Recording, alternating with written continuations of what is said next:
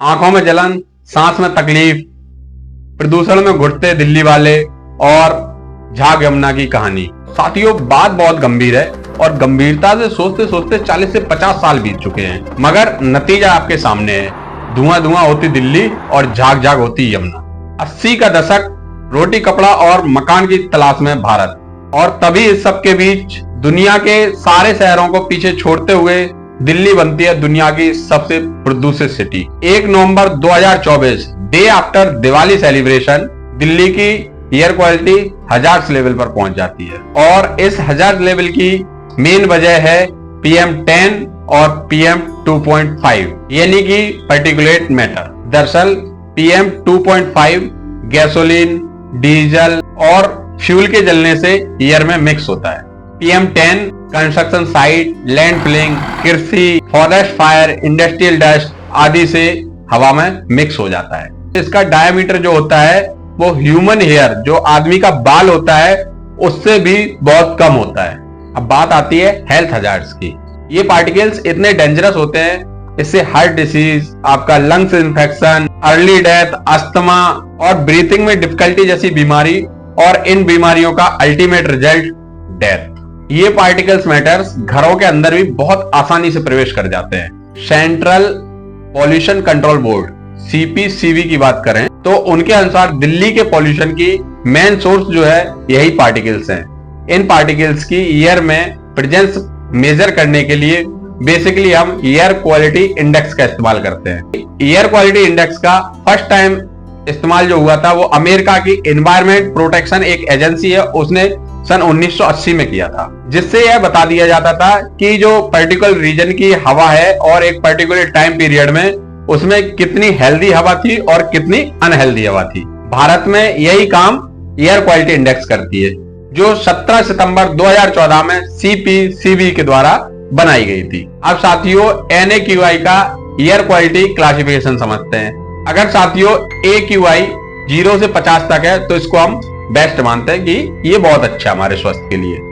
वहीं अगर AQI 51 से लेकर 100 के बीच में है तो इसको हम संतोषजनक मानते हैं, यानी सेटिस्फैक्ट्री है, ना बहुत अच्छा है ना ही खराब है। वहीं अगर AQI अगर 101 से 200 के बीच में है तो इसको हम मॉडरेटली पॉल्यूटेड यानी कि हल्की प्रदूषित हवा मानते हैं। यदि AQI 201 से 300 के बीच में है तो हम इसको पुअर यानी कि खराब मानते हैं, यानी कि हवा खराब हो चुकी है। वहीं अगर AQI 301 से 400 के बीच में पहुंच जाता है तो फिर ये बहुत खराब यानी कि वेरी पुअर हो जाता है।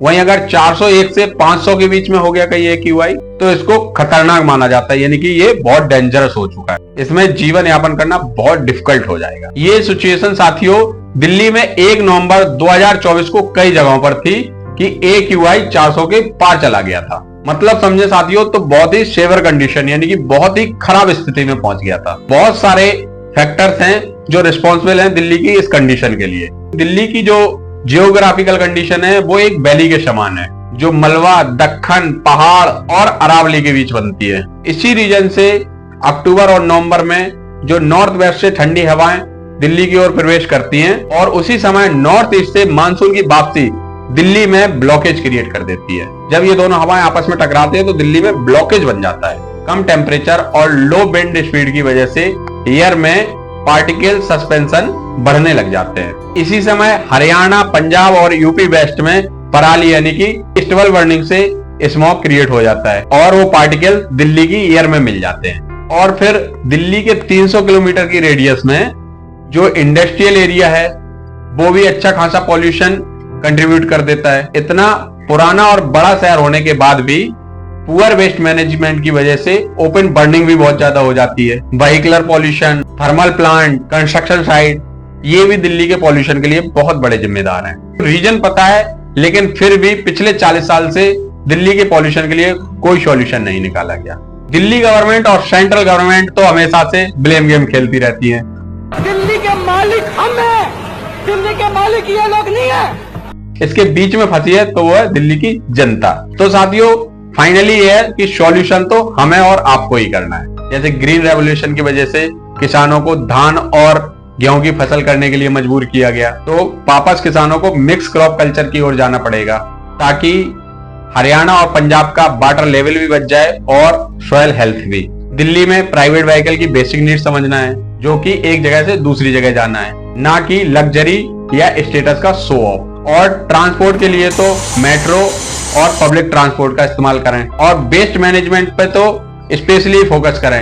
एटलीस्ट ओपन बर्निंग तो कम से कम ना करें। और गवर्नमेंट थोड़ा इनिशिएट करके एनसीआर के रीजन से इंडस्ट्रियल एरिया को थोड़ा बाहर मूव करे और प्राइवेट व्हीकल पर कंट्रोल किया जाए और ज्यादा से ज्यादा इलेक्ट्रिक व्हीकल को प्रमोट किया जाए। देश में ये जो कंडीशन है, ये सिर्फ दिल्ली की कंडीशन नहीं है। इस लिस्ट में देश के और भी शहर दिल्ली से भी और आगे हैं।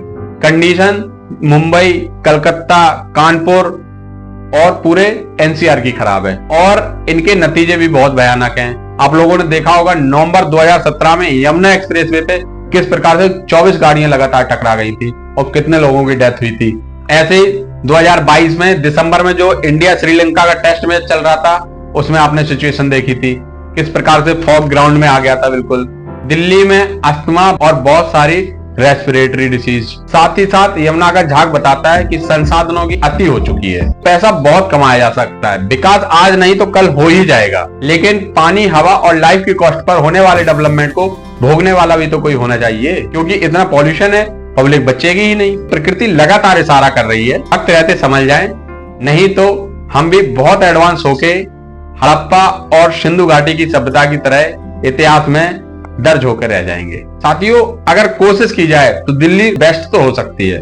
नहीं तो मॉर्निंग तो रोज होगी, लेकिन हम मॉर्निंग वॉक को तरसेंगे। पार्क भी होंगे, लेकिन हम खेलने के लिए तरसेंगे। ऊंची और बड़ी बड़ी बिल्डिंग्स होंगी, एडवांस शहर होंगे, मगर उनमें रहने के लिए हम और आप नहीं होंगे। तो साथियों, समझ जाइए, अभी भी वक्त है। और साथियों, मेरा वीडियो कैसा लगा ये कमेंट सेक्शन में बताइए। और मेरे वीडियो को लाइक करना हो तो कीजिए, नहीं करना हो तो मत कीजिए, लेकिन आपके आसपास होने वाले पॉल्यूशन को रोकने का अपना पूरा प्रयास कीजिए, क्योंकि अगर हवा पानी अच्छा है तो हमारा जीवन है, हमारी पीढ़ियों का जीवन संभव है। अदरवाइज ना हम होंगे, ना हमारी पीढ़ियां होंगी, ना हमारा जीवन होगा। और अगर आप लोग हमारे चैनल पर नए हैं तो चैनल को सब्सक्राइब कर लीजिए, बेल आइकन को दबा लीजिए। चलिए मिलते हैं अगले वीडियो में, तब तक के लिए नमस्कार और धन्यवाद।